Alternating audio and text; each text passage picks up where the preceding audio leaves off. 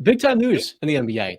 The Milwaukee Bucks are hiring Adrian Griffin as their new head coach, longtime NBA assistant from his days as an NBA journeyman. I love this hire for the Bucks. Griffin, if you didn't know, was in the running for the 76ers job in 2013, which was the start of the process. That was when he was 39 years old, and the focus for Philadelphia then was player development. In the years since, he spent time with Scott Skiles in Orlando, all the way to Billy Donovan's staff with the Thunder, and then most recently has been with the Toronto Raptors since 2019, notably Nick Nurse's first year with the team.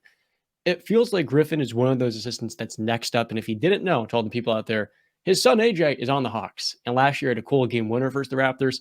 I think Griffin is going to have a very easy job in Milwaukee because the reports are Chris Middleton and Brook Lopez are both staying. So you're not integrating a new system.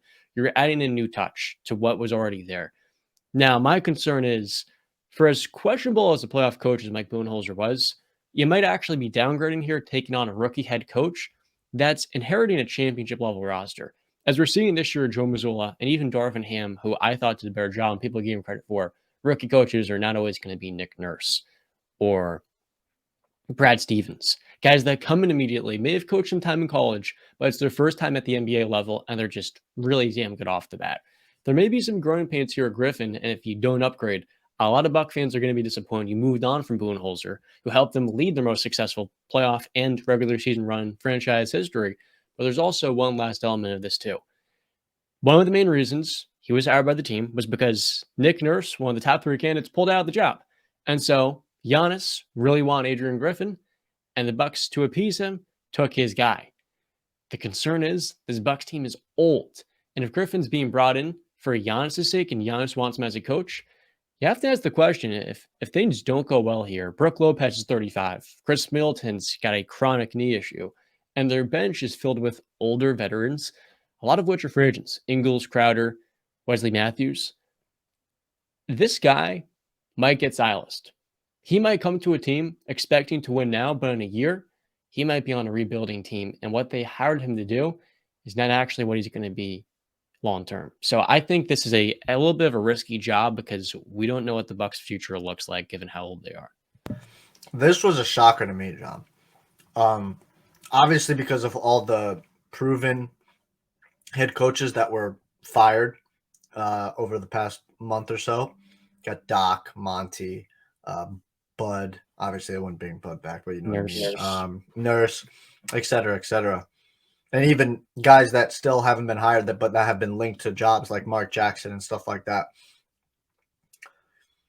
This was such an interesting. I saw the same report you did that apparently Giannis vouched for him. I don't know where their connection comes from. He was assistant on the Bucks, but that was back in 08, 2010. Giannis wasn't there yet. I don't know where that connection comes, but I guess maybe they know each other, maybe they're friendly with each other. That's good, but yeah, this was a shocker to me. I don't know where the Bucks are going.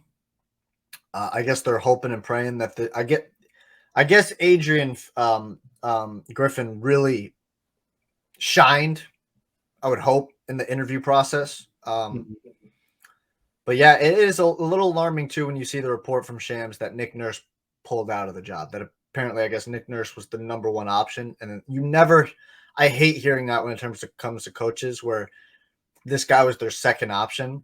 I don't know what the record is on teams that go for their second or third option and they hit. I would love to see a stat guy pull that out. That'd be a great stat to find. I don't have the time to do that, but it's going to be an interesting go.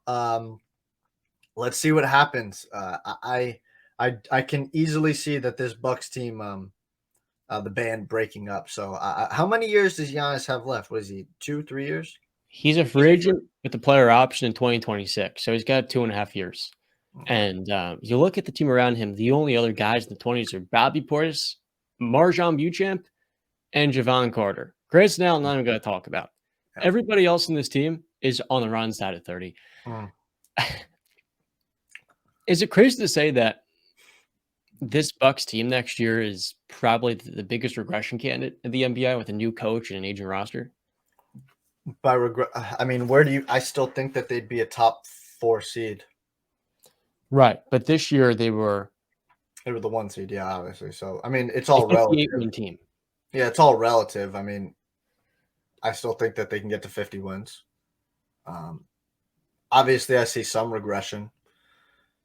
I don't see them being a 45 or 44 win team. I don't see that. So I see Right. 50 wins at bare minimum. I do think, like I said, when we first started this podcast, honestly, I said this Bucks team is it's an interesting one because you won the title, but did you sell out for it? You know what I mean? And what I mean by that is you're gonna have to start making moves or you're gonna fall behind because of the age you said, and because the players are just Drew Holiday. He's not a second option offensively. I'm sorry, he's a great defender, but he's not a second option offensively.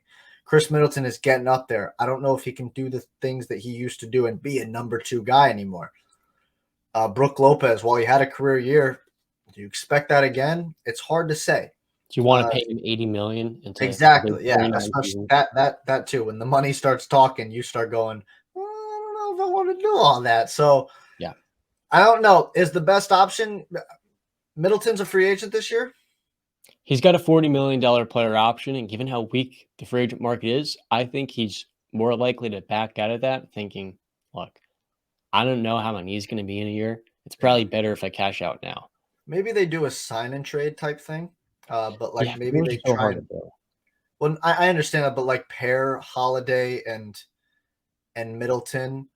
I don't know what picks they got, but and try and None. get a big time player. But that's the only thing I can see the forward. But if they keep the band together, I still do think this is a 50 win team. They'll still be a contender in the East, but the East is so weak. It's all relative. And no offense to LeBron fans, and no offense to LeBron, but very similar to LeBron when he was, dominant in the East. The East was not what it was when MJ was in his freaking prime, going against the bad boy Pistons and the Birds, Lakers, Celtics, and all those guys.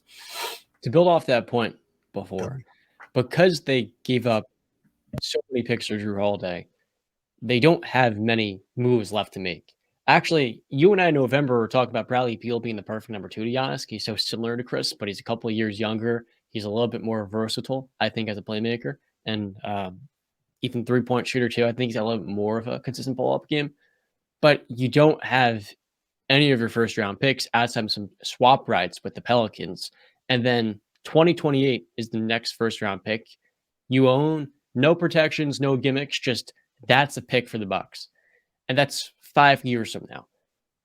And so if you've run out of moves, you have to ask, does Giannis eventually want out of this team? And that's where my big holdup is. I don't see the Bucks reaching the level they're at a year ago, let alone two, because what worked for them so well was dependent on that consistency. And, Middleton's not durable. And down the bench, maybe I'm just overreacting here from what was a tough postseason where Giannis gets hurt. But this team's aging out, and I think it's time to kind of refresh with more young players, but there's none to come in. And that's really the most consistent theme to wipe out a championship squad. It is tough. Unless, here's a move out there. It's not a move that's probable, but it's possible. Um, you clear up a bunch of cap space and you go try and sign Kyrie. Yeah, I'm not in on that.